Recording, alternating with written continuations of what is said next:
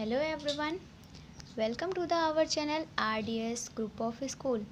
Students, कल की video में मैंने आपका हाफ ईयरली का सिलेबस स्टार्ट करा दिया था और उसका एक चैप्टर भी कंप्लीट हो चुका था, जो कि आपका चैप्टर था संज्ञा के विकारक तत्व। संज्ञा के विकारक तत्व, जिसके अंतर्गत आपको लिंग, वचन और कारक के विषय में जानकारी मिली थी।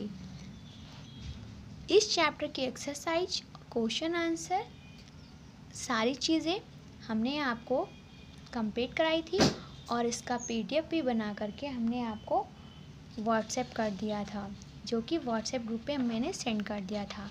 और आज की वीडियो में हम आपको इसके आगे का चैप्टर एक्सप्लेन करेंगे, तो उस चैप्टर के बारे में बताएंगे। आई होप आप सभी तैयार होंगे। आपका नेक्स्ट चैप्टर है सर्वनाम।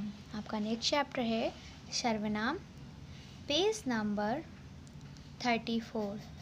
Page number 34। तो आइए स्टूडेंट्स, हमारा चैप्टर क्या है? सर्वनाम। अब हम इसके बारे में एक्सप्लेन करेंगे। So listen to me everyone very carefully. सर्वनाम का शाब्दिक अर्थ है सबका नाम। सर्वनाम का शाब्दिक अर्थ यानी सर्वनाम का मेन अर्थ क्या है? सबका नाम, अर्थात जो सबके नामों के स्थान पर प्रयुक्त हो उन्हें सर्वनाम कहते हैं। अर्थात ऐसे शब्द जो सभी के नामों के पास, यानी सभी के नामों के स्थान पर, सभी के नाम होते हैं उनके स्थान पर जब प्रयोग होते हैं उन्हें क्या कहते हैं? सर्वनाम कहते हैं। संज्ञा की पुनरावृत्ति रोकने तथा भाषा को सरल, संक्षिप्त तथा प्रभावशाली बनाने के लिए सर्वनाम शब्दों का प्रयोग किया जाता है। यानी संज्ञा की पुनरावृत्ति मतलब बार बार प्रयोग करने के लिए, रोकने के लिए। उसके किसी भी संज्ञा में नाम आता है, किसी भी व्यक्ति का नाम है, उसे बार बार प्रयोग करने के लिए रोकने में, तथा भाषा को सरल यानी भाषा को इजी सरल बनाने के लिए, संक्षिप्त इट मीन्स छोटी बनाने के लिए, तथा प्रभावशाली आकर्षक बनाने के लिए किसका? सर्वनाम शब्दों का प्रयोग किया जाता है। संज्ञा शब्दों की पुनरावृत्ति व्याकरण की दृष्टि से भी अशुद्ध होती है। यानी संज्ञा शब्द का बार बार प्रयोग करना भी व्याकरण की दृष्टि से अशुद्ध अर्थात गलत होता है, तथा यह भाषा के प्रकार से बाधित भी करती है। सर्वनाम के प्रयोग से भाषा में प्रवाह तो आता ही है, साथ ही इनका प्रयोग व्याकरण की दृष्टि से शुद्ध होता है। निम्नलिखित अनुच्छेद को ध्यानपूर्वक पढ़िए तथा समझिए। अनुच्छेद इट मीन्स यह आपको एक पैसेज दिया हुआ है और इसमें संज्ञा शब्द दिए हुए हैं और उनके स्थान पर क्या करना है? सर्वनाम शब्दों को भी जोड़ा गया है। यानी एक पैसेज इसमें सारे संज्ञा शब्द हैं और इसका एक्सचेंज करके दिया गया, इसमें सर्वनाम शब्द हैं। तो आपका संज्ञा शब्द क्या है? आइए देखते हैं संज्ञा शब्द। निम्नलिखित अनुच्छेद को ध्यानपूर्वक पढ़िए तथा समझिए। यानी ये एक पैसेज है, देखिए क्या है? दिल्ली भारत की राजधानी है। दिल्ली एक ऐतिहासिक नगर है, यानी दिल्ली भारत की राजधानी है। और फिर से शब्द का प्रयोग किया, दिल्ली एक ऐतिहासिक नगर है। ठीक है। प्राचीन काल में दिल्ली का नाम इंद्रप्रस्थ था। यानी दिल्ली शब्द फिर से 3 बार प्रयोग हो गया। प्राचीन काल यानी पुराने समय में दिल्ली का क्या नाम था? इंद्रप्रस्थ था। दिल्ली, फिर से दिल्ली आया कि संस्कृति तथा संस्कृतियों का मेल है। दिल्ली संस्कृति सब संस्कृतियों का मेल है। फिर देखिए, दिल्ली में आधुनिक भारत की सांस्कृतिक छवि को देखा जा सकता है। दिल्ली देखिए शब्द कितनी बार आ रहा है? बार बार दिल्ली शब्द आ रहा है। यानी ये स्थान जो होता है संज्ञा होता है ना, फिर भी इसमें देखिए दिल्ली बार बार आ रहा है ना, यानी संज्ञा शब्द बार बार आ रहा है। जहाँ एक ओर दिल्ली आधुनिकता का परिचायक है, वहीं दूसरी ओर दिल्ली मुगल और आंग्ल काल की अनेक ऐतिहासिक इमारतें देखी जा सकती हैं। दिल्ली के चारों ओर अनेक बड़े बड़े उद्योग स्थापित हैं। देखिए उपयुक्त यानी ये जो अनुच्छेद है, उपयुक्त अनुच्छेद में जो पैराग्राफ है, दिल्ली शब्द की पुनरावृत्ति के कारण भाषा प्रभावशाली नहीं है। यानी बार बार दिल्ली शब्द आया है, इसलिए क्या है, इसमें बार बार दिल्ली शब्द, इसलिए भाषा की क्या है, पुनरावृत्ति के कारण कैसी है, प्रभावशाली नहीं है। हम दिल्ली शब्द के स्थान पर सर्वनाम शब्दों का प्रयोग करें तो न केवल भाषा प्रभावशाली बनेगी वरन उसके सौंदर्य में भी वृद्धि होगी। यानी जो ये भाषा है वो प्रभावशाली ही नहीं, बहुत ही पढ़ने में अच्छी लगेगी। अब देखिए, जो संज्ञा शब्द थे उनका प्रयोग करके आपको एक पैसेज बता दिया गया जिसमें कि दिल्ली दिल्ली शब्द जो है वो आपका बार बार आया है। अब जो आपका पैसेज है इसमें आपको संज्ञा शब्द के स्थान पर सर्वनाम शब्द, जो सर्वनाम शब्द है उन्हें प्रयोग किया जाएगा। देखिए, अब इसी अनुच्छेद को पुनः ध्यानपूर्वक पढ़िए तथा समझिए। यानी जो यही पैसेज इसे दोबारा पढ़ो और समझो। दिल्ली भारत की राजधानी है, यानी हम जानते हैं दिल्ली कहाँ की राजधानी, भारत की।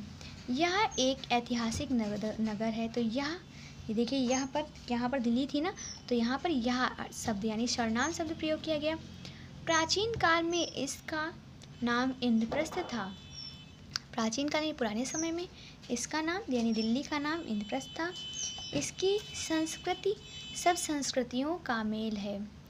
इसमें आधुनिक भारत की संस्कृतियाँ छवि को देखा जाता है, सांस्कृतिक छवियों को देखा जाता है। जहाँ एक ओर आधुनिकता का परिचायक है वहीं दूसरी ओर यहाँ मुगल और आंग्ल काल के अनेक ऐतिहासिक इमारतें देखी जा सकती हैं। इसके चारों ओर अनेक बड़े बड़े उद्योग स्थापित हैं। अब देखिए, आपने इसमें भी दिल्ली दिल्ली शब्द कई बार पढ़ा और दिल्ली शब्द के स्थान पर ही यह, इसका, इसकी, इसमें, यहाँ, इसके, यानी ये शब्द आपने पढ़े। इनको अब देखिए, ये जो आपका पैसेज अनुच्छेद जो ये है जिसमें सर्वनाम शब्द का प्रयोग किया, उसके अपेक्षा ये शब्द आपको ज़्यादा ही अच्छे से समझ में आ गया होगा। यानी इससे क्या हुआ, एक दिल्ली के विषय में हमने छोटी से छोटी भाषा में हमने क्या किया, समझ लिया कि दिल्ली में क्या है, इसे किस नाम से जानते थे और किस लिए यह प्रसिद्ध है। उपयुक्त पंक्तियों में यानी जो ये पैसेज आपका दिया हुआ है, दिल्ली के स्थान पर यहाँ, यह, यहाँ, इसका, इसकी, इसके, इसमें जैसे सर्वनामों का प्रयोग न केवल व्याकरण की दृष्टि से सही है अपितु इससे भाषा की रोचकता तथा सुंदरता बढ़ी है।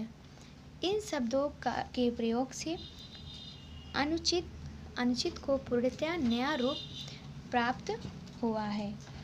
अनुच्छेद को पूर्णतया नया रूप प्राप्त हुआ है, यानी अनुच्छेद जो है इसमें सर्वनाम शब्दों का जो प्रयोग किया गया उससे क्या हुआ, इसे एक नया रूप प्राप्त हुआ है, यानी नया पैसेज हो गया है। अतः कहा जा सकता है कि संज्ञा के स्थान पर प्रयोग किए जाने वाले शब्द सर्वनाम कहलाते हैं।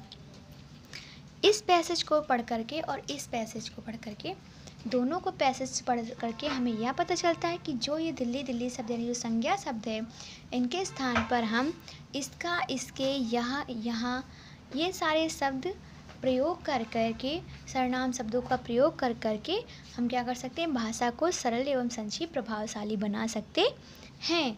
तो अब हम स्टूडेंट्स बताएंगे कि सर्वनाम किसे कहते हैं, यानी सर्वनाम की डेफिनेशन क्या होती है।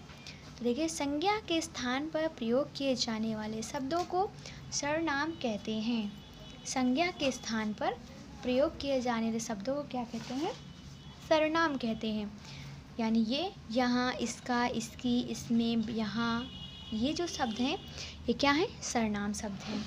आइए आगे देखते हैं सर्वनाम के प्रकार। यानी स्टूडेंट्स, आज की वीडियो में हमने बताया आपको सर्वनाम शब्द यानी कैसे इनका संज्ञा शब्द के स्थान पर प्रयोग किया जाता है और सर्वनाम की डेफिनेशन को भी एक्सप्लेन किया, और जो इसका इंट्रोडक्शन था, पैसेज था, उसे भी मैंने एक्सप्लेन किया।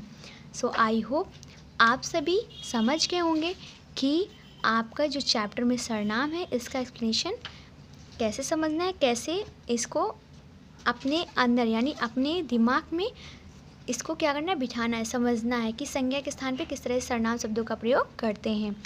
स्टूडेंट्स, कल की वीडियो में हम आपको बताएंगे संज्ञा के प्रकार, यानी संज्ञा के कौन कौन से पार्ट होते हैं और किस पार्ट को किस तरह से जानते और समझते हैं। किस पार्ट को हम किस तरह से प्रयोग करते हैं।